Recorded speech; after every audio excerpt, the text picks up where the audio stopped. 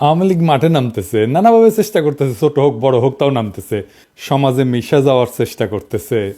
হ্যাঁ, আবার দেখেন প্রফেসর ইউনূস সরকারের পদত্যাগের দাবিতে আওয়ামী লীগের লিফলেট বিতরণ করতেছে। সে আবার বিসিএস শিক্ষা ক্যাডারের কর্মকর্তা মুকিব মিয়া, পোস্টিং লালমনিরহাটের পাটগ্রামের সরকারি জসিমউদ্দিন আব্দুল গনি কলেজে ইংরেজি বিভাগে, আর লিফলেট বিলাচ্ছে জাতীয় প্রেস ক্লাবের সামনে, আবার ভোরে মিছিল বের করছে। মুজিব আমার চেতনা, মুজিব আমার বিশ্বাস, মুজিব আমার বিশ্বাস, মুজিব আমার চেতনা, শেখ হাসিনার ভয় নাই, রাজপথ ছাড়ি নাই। স্লোগান আবার দিচ্ছে ওই মুকিম, ওই ছাত্রলীগের কেন্দ্রীয় কমিটির সাবেক গণশিক্ষা বিষয়ক সম্পাদক ছিল। এইগুলাক জিটে দেখবেন, সেটি দাবরানি দিবেন, কোথাও এদের দাঁড়াবার দিবেন না। এটাই হইতেছে এখনকার স্ট্র্যাটেজি। ৪ আগস্ট এই হারামজাদা শিক্ষা ভবনের সামনে মিছিলের নেতৃত্ব দিছে, খুনি হাসিনার পক্ষে প্রকাশ্যে স্লোগান দিছে, তারপরে ৬ মাস ঘুরে বেড়াচ্ছে, পোস্টিং নিয়ে বসে আছে পাটগ্রামে যায়। চলছে লড়াই চলবে, শেখ হাসিনা লড়বে, শেখ হাসিনার ভয় নাই, রাজপথ ছাড়ি নাই, রাজপথ ছাড়ি নাই, শেখ হাসিনার ভয় নাই। দালাল বদর রাজাকার এই মুহূর্তে বাংলাদেশ, হাতি মারা দালালেরা হুঁশিয়ার সাবধান, হুঁশিয়ার সাবধান, হাতি মারা দালালেরা। আমার মাটি আমার মা, পাকিস্তান হবে না, পাকিস্তান হবে না, আমার মাটি আমার মা। শিক্ষামন্ত্রীর বাসায় হামলা কেন? খুনি খালেদা জবাব দে, খুনি খালেদা জবাব দে। শিক্ষামন্ত্রীর বাসায় হামলা কেন? শিক্ষামন্ত্রীর বাসায় হামলা কেন? খুনি খালেদা জবাব দে। গত ৬ মাস তার ফেসবুকে টানা অপপ্রচার চালায় গেছে সরকারি চাকরি কইরা, কেউ কিছু বলেনি, দিব্যি ঘুরে বেড়াইতেছে, বাসা বোধহয় সেগুন বাগিচা বা পল্টনে। ফেসবুকে যা লিখেছে সেটা ওর নেত্রী হাসিনা ২০১৮ সালে সরকারি কর্মচারী একটা শৃঙ্খলা এবং আপিলের যে বিধিমালা ৩ খ এই ধারা অনুযায়ী শাস্তিযোগ্য অপরাধ করছে, তাও সে আছে। শিক্ষামন্ত্রী হচ্ছে বিএনপির পছন্দের মন্ত্রী, ওই ডায়াপার পরা ওয়াহিদুদ্দিন মাহমুদ। ৩০শে সেপ্টেম্বর আমি পোস্ট দিছিলাম এই ভিডিওর, ওই মাউসির সামনে স্লোগান মাস্টার কে নামও পাওয়া গেছে। ১ নম্বর তরিকুল ইসলাম ৩৫তম বিসিএস, সাদিয়া সুলতানা ৩৫তম বিসিএস, দিদারুল ইসলাম ৩৪তম বিসিএস, আর মুকিব মিয়া যে স্লোগান দেওয়া ৩৩তম বিসিএস, বিজয় কুমার ঘোষ ২৪তম বিসিএস, স্বরূপ কাহালি ২৪তম বিসিএস, ওই স্লোগান দিচ্ছে, স্বরূপ কাহালির স্লোগান দিচ্ছে। জাফর আলী ১৬ বিসিএস, ওই এই প্রোগ্রামের মূল আয়োজক। মনিরুল ইসলাম ২৪ BCS, doctor Enamul Haque ২৪ BCS. এরা কে কোথায় আমরা জানতে চাই। এই ভিডিওর কমেন্ট বক্সে লিখে দিবেন কে কোথায় আছে জানেন কিনা, তারপরে ওদের ধরেছি। আর ডায়াপার পড়া শিক্ষা উপদেষ্টা এইগুলো যদি চাকরির থাকে তাইলে কলে তোমার খবর আছে কয়ে দিচ্ছি, ডায়াপার টেনে খুলে ফেলবো। এর মধ্যে এই যে মাসুম রেজা ডয়েসে ভেলেকে সাক্ষাৎকার দিছে, দিতেই পারে, কিন্তু শেষে কি কইছে দেখেন, কইছে আমরা যে ছাত্রদের বৈষম্য বিরোধী আন্দোলন করেছিলাম, বৈষম্য দূর করার কথা বলেছিলাম, তার সুযোগ নিয়ে এমন এক শক্তি চলে এসছে যা সম্পূর্ণরূপে বাংলাদেশ বিরোধী, যে বাংলাদেশের স্বাধীনতা মূলভিত্তি যেগুলা সেগুলার বিরোধী। এইগুলোকে যদি আমরা প্রশ্রয় দিতে থাকি আমরা তাহলে সামনে বাংলাদেশকে হারিয়ে ফেলা ছাড়া আর কিছু দেখি না আমি। ওই করেছিল বৈষম্য বিরোধী আন্দোলন। গপ্প মারাও মাসুম রেজা আমাদের সমসাময়িক, আমার কয়েক বছরের সিনিয়র হবে, একই সাথে ছাত্র ইউনিয়ন করতো রাজশাহী বিশ্ববিদ্যালয়ে। হ্যাঁ, আপনি করেছিলেন মাজুম ভাই বৈষম্য বিরোধী আন্দোলন। ১৬ই জুলাইয়ের পরে তো শীত নিদ্রায় গেছিলেন। হ্যাঁ, অক্টোবরে এসে ফেসবুক গুতাইতেছেন, লেগালেগি সব মুছে দিচ্ছেন নাকি? হ্যাঁ, খুঁটি করেছিলেন বৈষম্য বিরোধী আন্দোলন খাটেত। হ্যাঁ, 25 সুন্দর সুন্দর মাইয়া নিয়ে তো নাটক টাটক করেন, হ্যাঁ করতেও পারেন খাটেত। হ্যাঁ, বৈষম্য বিরোধী আন্দোলন মুক্তিযুদ্ধ করেছে আপনাদের আগের প্রজন্ম খাটে, আপনিও করেছেন হয়তো। মেজর ডালিমকে নিয়ে 2 বিসিলা কইয়া পোস্টার লিছিলেন না? তো আমাক পোলা পানি সে কয় যে মেজর ডালিমের 2টা বিসি পাঠিয়ে দিই, মাসুমের 2টা বিসি ছিঁড়ে নিয়ে। হ্যাঁ, বুঝছা চাইছিল কলে পোলা পায়, আমি ঠেকাইছি। হ্যাঁ, পাঙ্খা গছেছে মাসুম ভাই। হ্যাঁ, নতুন বাংলাদেশে নতুন বয়ানের সংস্কৃতি চর্চা হবে। পুরো হাসিনার আমলে আওয়ামী ফ্যাসিবাদের বয়ান উৎপাদন করেছেন, ওই ন্যারেটিভ চলবি না। আপনাদের নতুন নাটক লিখতে হবে, নতুন সংস্কৃতি চর্চা করতে হবে। আমাদের বাংলাদেশ বিরোধী বলবেন না, ভুলেও না, কখনো না, কেউ যেন না বলে। এই আমাদের বাংলাদেশ বিরোধী বলবেন, বিসি টাইনা ছিঁড়ে ফেলবো একেবারে। আপনার সাথে ব্যক্তিগত পরিচয়ের সূত্র ধরে বলতে চাই, অ্যান্টিফ্যাসিস্ট শক্তির সাথে আপনাদের অ্যালাইন্ড হইতে হবে। আমার বাবা নাটকের লোক ছিলেন, আমি চাই আপনাদের সাথে কথা বলতে আপনাদের কনসার্ন শুনবো, আর আমাদের এক্সপেকটেশন শুনবেন। আমরা এনশিওর করব নিরাপদ সংস্কৃতি চর্চার। আপনি আওয়ামী বয়ান উৎপাদন করবেন, আবার ঈর্ষা ওটা পারবেন না, করতে দেওয়া হবে না। আওয়ামী বয়ান আমরা ধ্বংস করে দেবই দেব। আমরা পারি কিনা সেটা তো দেখিছেন। আর ভাইবেন না যে এডি বসে খালি আওয়াজ দিই, তাই না? এডি আওয়াজ দিব, ঘটনা ঘটবে বাংলাদেশে। দেখেন চিটাগাঙে স্যাম্পল দেখেছি। একটু আগে আমি যখন ঘুমানোর আগে আমি বাসায় দেখছি পিনাকি ভাই লিখছে যে নেভি কনভেনশনে নজিবুল হোসেন মাইজভান্ডারি এবং এমপি সনি এই দুজন এখানে অবস্থান করতেছে। রাতের খাবারের দাওয়াতে আসছে ওরা। এটা শোনার পরে আমরা এদিকে আসছি, আমি আর আমার ছোট ভাই আইমান, আমরা দুজন এখানে আসছি। আসার পর দেখতেছি আমাদেরকে নৌবাহিনী অসহযোগিতা করছে। প্রয়োজনে শক্তি প্রয়োগ করতে হলে করব, শক্তি প্রয়োগ করতে হবে, কারণ প্রতি বিপ্লবী কর্মকাণ্ড এখনো চলমান। তাই আমাদের লড়াই এখনো শেষ হয় নাই। অনেক অমীমাংসিত ইস্যু আছে, সেগুলো সেটেল না হওয়া পর্যন্ত ক্ষমতার সাথে পাল্টা ক্ষমতার লড়াই হবে। ওপেন প্রস্তাব হয় নেগোশিয়েট করেন, অথবা হেড অন কলিশন করেন, চয়েস আপনাদের। বটম লাইন, আওয়ামী লীগ আওয়ামী বয়ান আমরা রাখবো না। কেউ আমাদের এই মিশন ঠেকাতে পারবেন না। কথা বলেন আমাদের সাথে, নিশ্চিত করব আপনার নিরাপদে সংস্কৃতি চর্চা করবেন। আর যদি ঘাড়তারামি করেন, আর্মি দিয়েও কিছু করতে পারবেন না, কেউ ঠেকাইতে পারবেন না আপনাদের। এবার আসেন এই আওয়ামী লীগ নিয়ে আমরা কি করব সেটা নিয়ে একটু আলাপ করি। আওয়ামী লীগ নিয়ে বহুত মানুষ বহুত পেরেশানিতে আছে। ওরে কি নিষিদ্ধ করা ঠিক হবি? আমরা কেমনে তাহলে তাকে নিষিদ্ধ করব? এত বড় একটা রাজনৈতিক দল, আসেন এটা নিয়ে আলাপ করি। আওয়ামী লীগ কেন নিষিদ্ধ করা দরকার, এটা নিয়ে নালা আর আলাপ আছে। আওয়ামী লীগের ব্যাপারে আমাদের অনেকের নালিশ আপনারা শুনেছেন যে জুলাই বিপ্লবীরা লীগরে ব্যান করতে চায় এবং বিএনপির কারণে করতে পারতেছে না। এই সরকারের পজিশন কি এই ব্যাপারে? তারা কখনো বলটা পলিটিক্যাল পার্টিগুলোর দিকে দেয়, কখনো ইলেকশন কমিশনের দিকে দেয়, ইলেকশন কমিশন আবার সরকারের দিকে দেয়। এই বল চালাচালি চলিচ্ছে আর কি। ওইদিকে দু একজন অ্যাডভাইজার আবার কইছে যে আওয়ামী লীগ একটা বিশাল ঐতিহ্যবাহী দল, এইটার তো অনেক কর্মী আছে। বিএনপিও আবার কয় এটার তো অনেক কর্মী, এদের কেমনে আমরা নিষিদ্ধ করব, আদর্শকে কেমনে নিষিদ্ধ করা যায়। আবার কেউ এসে কয় আওয়ামী লীগ এটা গোপন সংগঠন হয়ে যাবে। আবার আওয়ামী লীগের লেসপেন্সার, ওই যে দিল্লি স্টার আর মতি আলো, এদের সাথে সরকারের এক অংশের আবার লতকালুতকি হয়। আওয়ামী লীগের প্রভু ভারতের সাথে আবার সরকার বিএনপির উথলা ওটা প্রেম আছে, দেখিচ্ছেন না রিপাবলিক ডেতে যে একেবারে ঢসটাঢসি ঢলাঢলি দেখে বাঁচি না। আওয়ামী লীগ জামাতের নিষিদ্ধ করবো, জামাতের নিষিদ্ধ করবো কইতো না, এটা নিয়ে আলাপ দিত। জামাতের ব্যাপারে তার কমপ্লেনটা কি সেটা কইছে, কয় নাই। আজকেও এইভাবে হাসিনা যেভাবে জামাত নিয়ে আলাপ করতো, সেইভাবে আওয়ামী লীগ নিয়ে আমরা আলাপ করতেছি, কোনো ডকুমেন্টেশন নাই। পলিটিক্যাল পার্টি হিসেবে ইনভেস্টিগেশন আমল নামা বানানো এবং সেই মোতাবেক বিচার করার দিকে হাসিনা যেমন জামাতের নিয়ে করে নাই, এখন হাসিনার ব্যাপারেও কেউ করছে না, না সরকার, না বিপ্লবীরা, না রাজনৈতিক দলেরা। অনেকে কয় হাওয়ার উপরে আওয়ামী লীগকে ব্যান করা হবে। এটা সত্য যে হাওয়ার উপরে একটা দলরে ব্যান করা যায় না।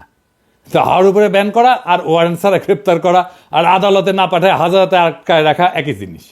লিগ্যাল প্রসেসে আওয়ামী লীগকে নিষিদ্ধ করা যায়, কিন্তু সেই লিগ্যাল প্রসেসে নিষিদ্ধ করার পথে কেউ হাঁটিচ্ছে না।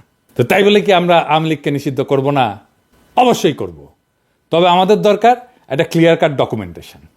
আওয়ামী লীগ একটা ফ্যাসিস্ট দল, তারা ফ্যাসিজম কায়েম কইরা দেশের জনতাকে বন্দি করছে, লুটপাট করছে। এইটা স্ট্যাবলিশ করার মতো ডকুমেন্টেশন সরকার বা বিপ্লবীরা এমনকি রাজনৈতিক দলরা দিতে পারছে, এখনো পারে নাই। এই ব্যাপারে মন দিতে হবে আমাদের। বিচার বা ব্যান তো পরের মামলা, আপনাদের হাতে তো রাষ্ট্র, এই কাজ তো আপনাদের করতে হবে। আমাদের তো পেট চালানোর জন্য কামলা দিতে হয়। আমার তো বাবার জমিদার ছিল না যে কাজ না করে থাকতে পারবো। ফুল টাইম কাজ করলে দেশে থাকলে করে দিতে পারতাম, দেশে তো আর নিবেন না। আমরা নিশানা দিতে পারি, কোনো গ্রুপ কাজ করলে সাহায্য করতে পারি। এই ডকুমেন্টেশন করলে দেখবেন এবং এই আলাপের শেষে দেখবেন ফ্যাসিবাদও, এমনকি হিটলারের ফ্যাসিবাদ, মুসলিনের ফ্যাসিবাদও হাসিনা শাসনের চাইতে ভালো ছিল। সেই আলাপটাই করি, আসেন। এই ডকুমেন্টেশনে মোট 8টা পয়েন্ট থাকতে পারে। এলা প্রমাণ করা যাবে, ডকুমেন্ট রেডি করা যাবে, খুব বেশি কষ্ট করতে হবে না। আরো কিছু চাইলে যুক্ত করা যেতে পারে। এটা মোটা দাগের ডকুমেন্টেশন। কি কি? এক নম্বরে হচ্ছে জয় বাংলা একটা বর্ণবাদী রেসিস্ট একটা স্লোগান। এটা বাঙালি সুপ্রিমেস্ট স্লোগান, এটা সাম্রাজ্যবাদী স্লোগান, এটা বাংলাদেশের সকল জাতি আর ভাষার উপরে হামলার স্লোগান, এটা বাংলাদেশ রাষ্ট্রের সীমানার মধ্যে থাকা যতগুলো ভাষা আছে, যতগুলো জাতি আছে, সবার উপরে বাঙালির দখলদারিত্ব নিশ্চিত করার স্লোগান। সে দখল করে নিতে চায়, সে জয় করতে চায়, এমনকি জাতিসংঘের ইন্টারন্যাশনাল চুক্তিও এটা ভায়োলেশন। এইটাকে ভায়োলেট করে ভারতীয় বাংলার সাথে মিলতে চায়। সোনার বাংলার জিকির কইরা বাংলাদেশকে একটা বর্ণবাদী রাষ্ট্র হিসেবে দেখাইতে থাকে। এইভাবে কট্টর জাতীয়তাবাদী জিকিরের ভিতর দিয়া আওয়ামী লীগ ফ্যাসিজমের 1 নাম্বার শর্ত পূরণ করে। 2 নাম্বার, আওয়ামী লীগ একটা গণতন্ত্র বিরোধী শক্তি। 2008 সালে ইলেকশনের ভিতর দিয়ে ক্ষমতা দখলের পর গণতান্ত্রিক রাজনীতি, জনগণের মিছিল, সমাবেশ, এগুলোর অধিকার অস্বীকার করে আওয়ামী লীগ। ইলেকশনের সিস্টেমকে ধ্বংস করে দেয়, নিজের ক্ষমতাকে নিজেই সে রিনিউ করে, সেলফ রিনিউয়ালের মতো।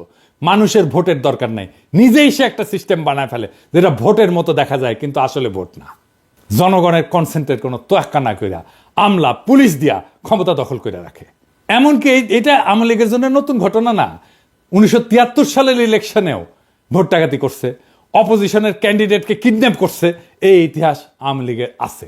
এবং তারপরে 1975 সালে সমস্ত পলিটিক্যাল দলকে ব্যান কইরা বাকশাল বানায় মুজিব নিজেকে বাদশাহ, আজীবনের রাজা প্রেসিডেন্ট ঘোষণা করছিল। হাসিনা যে শেখ মুজিবের এই বাকশাল থেকে বাইর হয়ে আসছে তা না, নামটা দেয়নি বাকশাল, কিন্তু এটা করছে ডাবল বাকশাল। বাকশালের পক্ষে মিডিয়ায় কলাম লেখা হয়েছে, বই ছাপা হয়েছে, হাসিনার বুদ্ধিজীবীরা এই বই ছাপাইছে, কলাম লিখছে। নিজেদের শাসক বাছাইয়ের যে নাগরিকদের এখতিয়ার, সেটা ডাকাতি কইরা আওয়ামী লীগ ডেমোক্রেটিক কমিটমেন্টকে অস্বীকার করছে। এবং জাতিসংঘের যে মানবাধিকার কনভেনশন, যেটার একটা অন্যতম প্রধান বৈশিষ্ট্য হচ্ছে ভোট দেওয়ার অধিকার, সেইটা কায়রা নিছে। ওইটা ভাঙ্গা ফ্যাসিজমের আর একটা শর্ত পূরণ করছে। 3 নাম্বার, মানুষের বিবেকের স্বাধীনতা এবং ক্ষমতা সরকার রাষ্ট্রের ব্যাপারে নাগরিকদের অমত দেওয়ার যে এখতিয়ার, সেটা রদ করে দিছে আওয়ামী লীগ। আওয়ামী লীগের ক্ষমতা এবং সরকারের বৈধতা নিয়ে প্রশ্ন করাকে রাষ্ট্রদ্রোহিতা বলছে এবং রাষ্ট্রের বিরুদ্ধে ষড়যন্ত্র হিসেবে দেখাইছে এবং দেখাইয়া নাগরিকদের জেলে ঢুকাইতো শেখ হাসিনার আওয়ামী লীগ। ফলে হাসিনার শাসনের এখতিয়ারকে প্রশ্ন করার মতো কোনো মিডিয়াকেও থাকতে দেয় নাই। সমস্ত মিডিয়াকে সরকারি প্রোপাগান্ডা মেশিন বানায় তুলছিল হাসিনা এবং নিজেদের ডেফিনেশনের উন্নয়নের মিছা কথা প্রচারে রাষ্ট্রের সকল দপ্তর এবং বেসুমার টাকা পয়সা ঢালছিল তারা। এমনকি প্রাইভেট প্রতিষ্ঠান যেমন মোবাইল কোম্পানিগুলোকে বাধ্য করছিল তাদের প্রোপাগান্ডা প্রচারে। 4 নাম্বার, হিটলারের একটা বাহিনী ছিল, গেস্টাপো বাহিনী। ওই রকম বাহিনীর মতো এজেন্সি বানায় হাসিনা জনগণকে বন্দি করছে, যখন খুশি যে কাউকে তুলে নিছে, টর্চার করছে। তার তো জেল ছিলই, যাদেরকে সে জেলে নিতে পারবে না তাদেরকে আনরেজিস্টার্ড জেলে ঢুকায় রাখছে দিনের পর দিন। হরদম গুমফুম চালাইতে থাকছে হাসিনার এজেন্সিগুলা। বিদেশে যে সমস্ত বাংলাদেশি হাসিনার এই টর্চার, গুমখুন, বৈধতা নিয়ে প্রশ্ন করছে, তাদের দেশে থাকা আত্মীয় স্বজনদেরকে জেলে ঢুকাইছে এবং গুমের হুমকি দিয়া বিদেশে থাকা অ্যাক্টিভিস্টদের থামানোর চেষ্টা করছে হাসিনা। এমনকি দুধের শিশুকেও জেলে আটকাইয়ে রেখা তার বাপ মাকে ব্ল্যাকমেল করছে, বাচ্চাকে খাইতে না দিয়া তার বাপ মাকে বাধ্য করার মতো কাম করছে হাসিনার এই এজেন্সি। 5 নাম্বার, রাষ্ট্রের সকল দপ্তরকে দখলের মধ্যে দিয়া সরকারের প্যারাল কোনো প্রতিষ্ঠান থাকতে দেয় নাই হাসিনা। গুড গভর্নেন্স মানে তার একটা শর্ত আছে। এই গুড গভর্নেন্সের শর্ত হিসেবে সরকারকে চেক দিতে justice system, election commission, local government, parallel প্রতিষ্ঠান বানায় ব্যালেন্স অফ পাওয়ারের স্ট্রাকচার দাঁড় করানো দরকার। পাবলিক সার্ভিসে নিজ দলের কর্মীদের ঢুকেছে। বায়োডাটা নিয়ে যাই কিংবা যখনই যাদের প্রশ্ন করি যে এই ব্যক্তি এরা সুযোগ্য, উনি জিজ্ঞেস করেন এরা কি ছাত্রলীগ করেছে। পুলিশকে দলের একটা আলাদা শাখা বানাইছে, আমরা বলতাম পুলিশ লীগ। পুলিশের মধ্যে আওয়ামী লীগের কর্মী ঢুকাইছে, দলে দলে, 1-2 না। ইলেকশন কমিশনকে দলের এজেন্ট বানাইছে। এমনকি আদালত হাসিনার অধীনে একটা দপ্তর হয়ে গেছে। দলের লোকজনের দেদারসের জজ বানাইছে, হাসিনার হুকুম না মানা জজদের খেদায় দিছে। এই সমস্ত ঘটনার মধ্যে দিয়ে জাস্টিস সিস্টেম এতই সরকার অধীন হয়ে পড়ে যে পুলিশ বাহিনীর আদালত নামে আজব একটা জিনিস বানায় তারা। পুরা জাস্টিস সিস্টেমকে পুলিশের অধীন দপ্তর হিসাবে এতটাই নর্মাল করে তোলে হাসিনা যে একজন আসামিকে আদালত আর পুলিশের রিমান্ডে পাঠায় না। আপনারা দেখছেন না, পত্রিকায় লিখতেছে পুলিশ রিমান্ডে নিছে, এইভাবে নিউজ লেখা শুরু করে। রিমান্ডে তো পুলিশ নিতে পারে না, রিমান্ডে আদালত পাঠায় পুলিশের কাছে, কিন্তু মিডিয়া লেখে পুলিশ রিমান্ডে নিছে, মানে রিমান্ডে নেওয়ার অধিকার দায়িত্ব এটা নাকি পুলিশের। কি চমৎকার জাস্টিস সিস্টেম। 6 নাম্বার, ফ্যাসিজমের জন্য আদি আদি ইতিহাসের দিকে তাকাই, তাহলে দেখবো যে ফ্যাসিবাদের মূল যে তাত্ত্বিক মুসোলিনি ইটালি, তার সাথে হাসিনার আওয়ামী লীগের আরেকটা মিল আছে। মুসোলিনি ক্ষমতা ধরে রাখতে পারতেছিল না, এবং সেই জন্য হিটলারের কোলে উঠা নাজি প্রোটেকশনের ক্লায়েন্ট হয়েছিল। একই ফর্মুলায় হাসিনাও ক্ষমতা ধরে রাখতে পারতেছিল না, সে ইন্ডিয়ার কোলে উঠা ইন্ডিয়ার প্রোটেকশনে দখলে রাখছিল বাংলাদেশ। 7 নাম্বার, ফ্যাসিজমকে যদি সাকসেসফুল করতে হয় তাহলে পাবলিক এডুকেশন সিস্টেমে পুরোটা দখল করিয়া মগজ ধোলাই করিয়া দরকারি নাগরিক মন বানাইতে হয়। এই ব্যাপারে হাসিনার তো চেষ্টা তোর অন্ত ছিল না। পাঠ্য বই সিলেবাস নিয়ে সে কি করছে সেটা তো দেখছেন। নাগরিকদের মগজ ধোলাই করতে, নয়া জেনারেশনের মন বানাইতে ফ্যাসিজমের দরকার হয় আইকন, রেটরিক, ন্যারেটিভ। হাসিনার ফ্যাসিজমের আইকন হিসেবে তাই সে এবং তার বুদ্ধিজীবীরা তার বাপের ছবি মূর্তিতে সয়লাভ করে ফেলে সারা দেশ। মূর্তিতে চুমা দেওয়া, সালাম করা, প্রণাম করা, এটা শুরু হয়ে যায়। হাজার হাজার কোটি টাকা জনগণের টাকা আর জায়গা খরচ করে হাসিনা শেখ মুজিবের মূর্তি আর ছবি বসাইতে থাকে। আর রেটরিক ন্যারেটিভ হিসেবে মুক্তিযুদ্ধের চেতনা, সোনার বাংলা, রাজাকার, আলবদর, পাকিস্তানি অত্যাচার, এই সমস্ত বয়ান তৈরি করে। শেখ মুজিবের বক্তৃতা, উন্নয়নের গান বাজাইতে থাকে হরদম। হাসিনার প্রোপাগান্ডা মিডিয়া এমনই নির্লজ্জ যে পদ্মা ব্রিজের মতো একটা ব্রিজ, একটা স্ট্রাকচার, পদ্মা ব্রিজ বানানো নাকি মুক্তিযুদ্ধের সমান একটা ঘটনা, চিন্তা করেন। আর এই পুরা প্যাকেজ ঢুকানো হয় টেক্সট বুকে। বাচ্চাদের স্কুল জিন্দেগি পুরাটাই কাটাইতে বাধ্য করা হয় এই আইকনোগ্রাফি আর বয়ানের ভিতরে। এইগুলো যাতে পুরাপুরি মেমোরিতে ঢুকানো যায়, বাধ্য হয় সবাই মেমোরিতে ঢুকাইতে, সেই দরকারে সমস্ত স্কুল, কলেজ, পরীক্ষা, এগুলো থেকে চাকরির পরীক্ষা তো প্রশ্ন করা হয় এখান থেকে। এমনকি অঙ্কের মতো একটা হার্ডকোর সায়েন্সের ভিতরে শেখ মুজিবকে নিয়ে অঙ্ক করায় হাসিনা। 8 নাম্বার, ফ্যাসিবাদের আর একটা মস্ত নিশানা হইল নিজের পপুলারিটি দেখানো। এটা অবশ্য সেটা দেখানোই, পপুলারিটি থাকার মামলা না। এইটা করার জন্য তারা প্রায় ইলেকশনের বাহানা করে, ইলেকশনের মতো একটা সিস্টেম করে। ঠিকঠাক ইলেকশন দিতে পারে না, কারণ ফ্যাসিজমে তো হারার কোনো আইডিয়া নাই। ইলেকশনে হাইরা ক্ষমতা ছাড়ার ব্যাপারই নেই, ফ্যাসিজমে থাকা সম্ভবই না। আমরা খেয়াল করলে দেখবো শেখ মুজিবুর রহমানের 1973 ইলেকশন, হাসিনার 2014 ইলেকশন, 18 ইলেকশন, 24 ইলেকশন, সমস্ত ইলেকশন স্রেফ বাহানা। এটাকে বলা যায় সেলফ রিনিউয়াল। আমি কইছিলাম হাত মারার নির্বাচন। নাগরিকদের ক্যান্ডিডেট হওয়া বা ভোট দেওয়ার ঘটনা ছিল না মোটেই। আর এই কামে তারা রাষ্ট্রের সকল দপ্তর দখল কইরা পুলিশ, আমলা, প্রশাসন সবকিছু দিয়া এই বাহানা বাস্তবায়ন করছে। ফ্যাসিবাদের যে ক্লাসিক এক্সাম্পল, সেই ক্লাসিক এক্সাম্পলের এই অভিজ্ঞতাগুলো হাসিনা আমাদেরকে দিছে। কিন্তু বাংলাদেশের এই লোকাল ফ্যাসিজমের, বাকশালের আরো কিছু নিশানা আছে যেগুলা ক্লাসিক ফ্যাসিজমের বাড়তি, মানে মুফতে পাইছি, বেশি পাইছি আমরা। হাসিনা তো ফ্যাসিজম দিছে, ফ্যাসিজমের বাইরেও আরো কিছু দিছে। কি সেটা? সেই কারণে হাসিনার ফ্যাসিজমটা আদতে হিটলারের ফ্যাসিজমের চাইতেও খারাপ। কেমনে সেটা দেখি। ধরেন ফ্যাসিজমকে যদি আমরা একটা রাজনৈতিক মতবাদ হিসেবে দেখি, সেটার একটা তাত্ত্বিক এবং প্র্যাকটিশনারের নাম হচ্ছে মুসোলিনি, ইটালির, এবং তারপরে হিটলার। তাহলে দেখবো যে নিজের দেশ নিয়ে তাদের কিছু ভাবনা ছিল, তাদের একটা বিশাল একটা জাতীয়তাবাদী ইগো ছিল, অহংকার ছিল, একটা ইকোনমিক জার্নি ছিল। মুসোলিনি বা হিটলার দেশের জিডিপি বাড়াইতে মন দিছে। তাদের জুলুমের একটা বড় জমিন ছিল ন্যাশনাল ক্যাপিটাল এবং প্রোডাকশন। প্রথম বিশ্বযুদ্ধের পরে মাত্র কয়েক বছরের মধ্যে তারা ন্যাশনাল প্রোডাকশনকে এমন জায়গায় নিয়ে গেছিল, একটা বিশাল বড় জায়গায় নিয়ে গেছিল।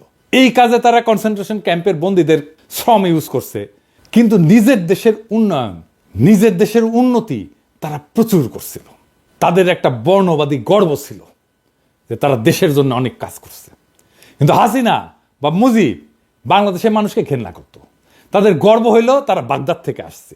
তারাও বর্ণবাদী, কিন্তু এই বর্ণবাদ দেশ বা দেশের মানুষ নিয়ে গর্ব করা না, বরং ঘেন্না করা। এখানে কইতে পারেন যে জিয়া রহমানের দলও তো জাতীয়তাবাদী, ন্যাশনালিস্ট।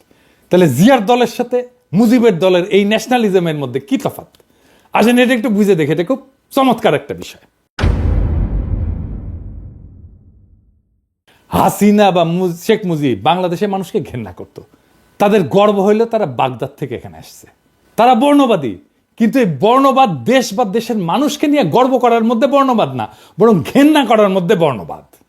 আর জিয়াউর রহমানের জাতীয়তাবাদ, এটা জাতীয়তাবাদ, কিন্তু এটা দেশের মানুষকে নিয়ে গর্ব করার জাতীয়তাবাদ, ঘেন্না করার জাতীয়তাবাদ না। হাসিনার কাছে বাংলাদেশ তার বাপের বানানো দেশ, বাপ তার এই দেশটাকে স্বাধীন করে দিয়ে গেছে, এর মালিক সে, এটা তালুকদার সে। এখানে হাসিনা আওয়ামী লীগ এখানে ডাকাতি করবে, কামাই করবে, তারপর পয়সা পাচার করে দেশের বাইরে নিয়ে যাবে। এই দেশ তো তার না, এই দেশে সে দয়া কইরা থাকে। এই কারণে হাসিনার বাকশালে শিল্প উৎপাদন এগুলো লাফায় লাফায় বাড়েনি মুসলিন হিটলারের মতো। জাতীয় সম্পদ মজবুত হয়নি, বরং কমছে।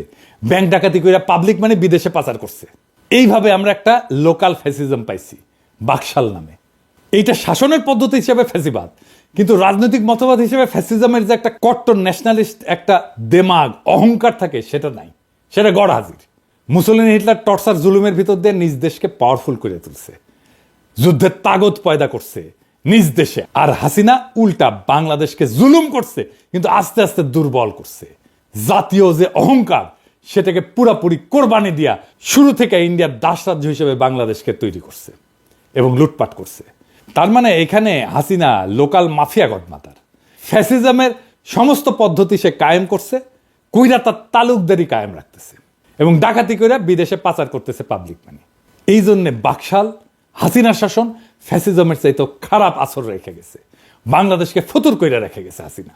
এটা ফ্যাসিজমের তুমুল টর্চার জুলুমের বাইরে বাড়তি খারাপ। ফ্যাসিজমে তো টর্চার জুলুম আছেই, হাসিনার শাসন ফ্যাসিবাদের টর্চার জুলুম চাইতেও অধিক বেশি কিছু, আরো বাড়তি খারাপ। হিটলার মুসলিনি যেখানে তার দেশকে অন্তত ধনী বানাইতে কাজ করছিল, সেইখানে হাসিনা দেশটাকে ফতুর কইরা দিছে। মোটের উপরে বাকশাল এমন একটা রাজনৈতিক বন্দোবস্ত যেটা শাসনের সিস্টেমটা উপনিবেশিক কলোনিয়াল, আর যেটা চালানোর পদ্ধতি ফ্যাসিজম। এই জন্যই নতুন রাজনৈতিক বন্দোবস্ত কথাটা আসছিল। এখন বলেন, নির্বাচন দিলে কি দেশটা ঠিক হবে? আর হবে না। বাংলাদেশের সমস্যা নির্বাচনে কাটবে না। এই আওয়ামী লীগকে রাজনীতি করতে দেওয়া উচিত। যারা আওয়ামী লীগকে রাজনীতি করতে দিতে বলে তারা কি আদৌ রাজনীতি বোঝে? তার মানে রাজনৈতিক বন্দোবস্তটা আমাদের জন্য কত জরুরি দেখেন। পুরো সিস্টেমের খোল নলসে পাল্টাই দিতে হবে। এটা পাল্টাই দিতে না পারলে বাংলাদেশকে ফতুর হওয়া থেকে বাঁচাইতে পারবেন না। ওই একইভাবে বাংলাদেশের সম্পদ লুট হয়ে যেতে থাকবে। এটা থেকে মুক্তির জন্যই জুলাই আগস্ট বিপ্লবে আমাদের ছাত্ররা, আমাদের সন্তানেরা রক্ত দিছিল। ওইটাকে সফল করে তুলতে হলে বাংলাদেশ রাষ্ট্রের আমূল সংস্কার ছাড়া কোনো উপায় খোলা নাই আমাদের হাতে। ওই রাস্তায় আমাদের যাইতেই হবে, ওটাই আমাদের পথ এবং সেই পথে আমরা হাঁটবই হাঁটবো। নির্বাচন দূরে থাকো, আগে বাংলাদেশকে রক্ষা করো, বাংলাদেশকে ফতুর হওয়া থেকে বাঁচাও, বাংলাদেশকে ফ্যাসিবাদের আসর থেকে বাঁচাও, বাংলাদেশ থেকে ফ্যাসিবাদের সমস্ত চিহ্ন দূর করার পথে হাঁটো। বাংলাদেশ ওই রাস্তায় হাঁটতে চায়, আমাদেরকে ওই রাস্তায় হাঁটতে দেন। আমরা ওই রাস্তায় হাঁটবই, আমরা বাংলাদেশকে ওই রাস্তায় নিয়ে যাবই। ইনকিলাব জিন্দাবাদ।